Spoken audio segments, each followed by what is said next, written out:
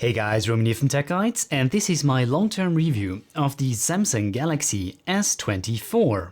So I bought the S24 towards the end of January, so I've had roughly 4 months of time to get accustomed to this new phone and to learn its in and outs, and also to find out about a few quite important peculiarities that you probably want to know about before you actually go out and buy the S24.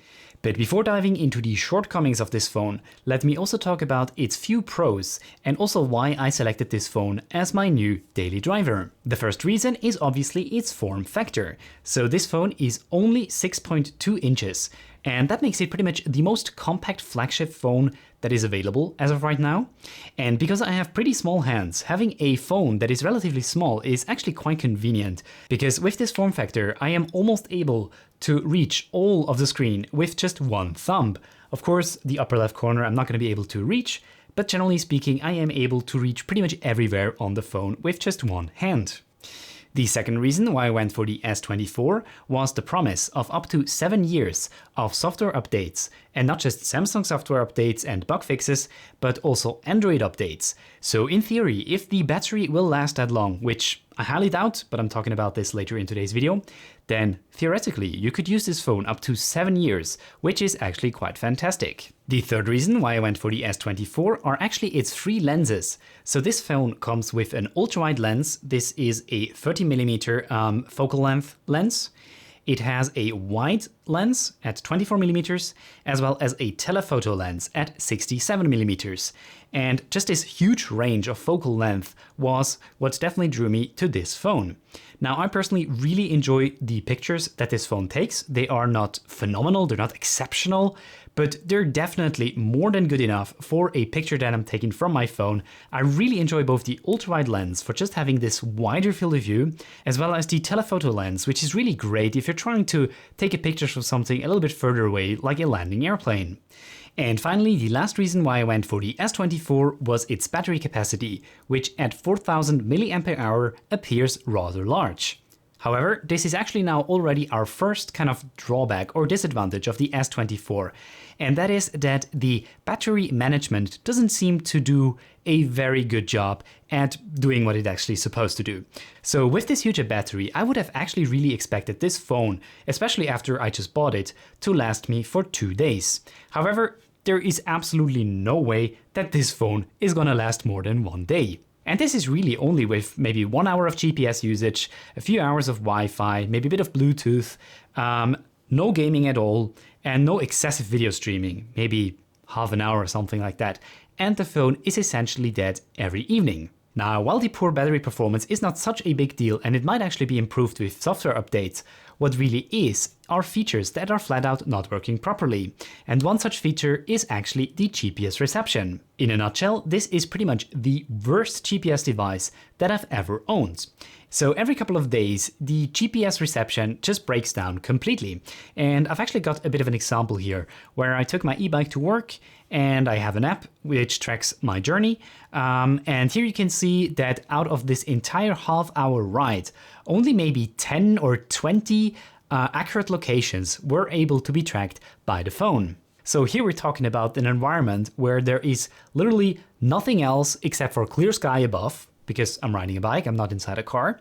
And I'm actually also riding half an hour long, so that's quite a long time to actually latch onto GPS satellites, yet still the S24 fails to properly get my location accurate. On the other hand, you can see the exact same route on another day where the GPS worked just fine. Now, the only workaround that I've found that actually fixes these intermittent GPS issues of the S24 is to reboot the device. Unfortunately, that's not always possible. So it actually happened to me 3 times where I was driving my car and I used the S24 to navigate me to my destination. At the beginning, it usually works just fine. It gets my location, it gets my speed, everything is fine, until a few minutes into the ride, I see that the Google Maps speed gauge is just showing no speeds.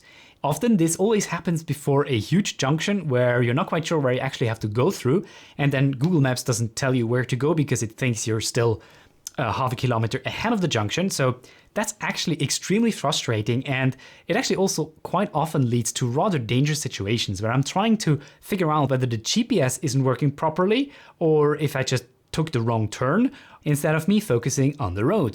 So it seems to be good now. I did open the windows as well to make sure that we have a bit more ventilation. But I mean, if it is an overheating issue, then it's weird. It should tell me I'm overheating. I can't run my GPS properly. Just tell me. Don't just drop it. Like, what sort of software just drops a 0? I'm definitely moving. I'm moving. So I really hope Samsung is going to be able to come out with a software update that fixes these intermittent GPS issues, because as it is right now, the phone is pretty much unusable in a situation where you want to track your location. So if you want to go hiking, or if you want to track your e-bike or bike rides, this phone is not gonna do it. Now, the second gripe that I have with the S24 is the in-glass fingerprint sensor.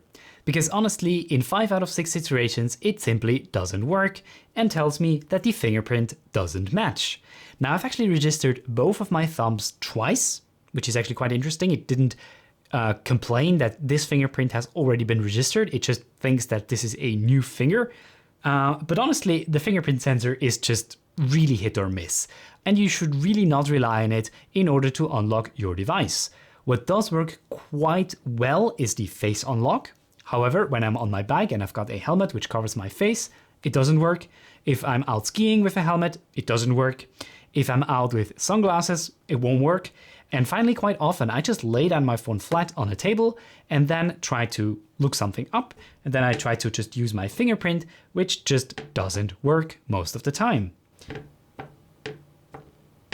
Now, in Samsung's defense, I should mention that I do have a screen protector on my phone, which is this Eiger Mountain Clear Glass. It's a pretty heavy screen protector out of glass, and that might make the fingerprint sensor less good. I did actually increase the sensitivity of the phone to high touchscreen sensitivity, which just made typing an absolute nightmare, but it didn't help with the fingerprint sensor issue. So if you've been used to other phones like the Huawei P20 Pro, which has pretty much the best fingerprint sensor out there, that takes maybe a millisecond to register, then you're definitely going to be sorely disappointed when you use the S24's in-screen fingerprint sensor. Finally, the last issue that I have with the S24 is with the Bluetooth module. Now, I don't know what it is with the external connections with the S24, but it just doesn't seem to like them. Now, for some reason, whenever you turn on Bluetooth on this phone, the phone is going to go into what is called the pairing mode, as you can see here, where it actually looks for devices that are currently in pairing mode and trying to pair with the phone. However, it doesn't actually connect to devices that you've already paired with. So whenever I turn on my headphones, then I have to turn them on, put them into pairing mode, turn on Bluetooth on my phone, connect to the device that I want to connect to, because you have to click on them, of course, and then it will repair that device. Now, that's quite inconvenient in case that you have some devices that do not readily allow you to go into pairing mode.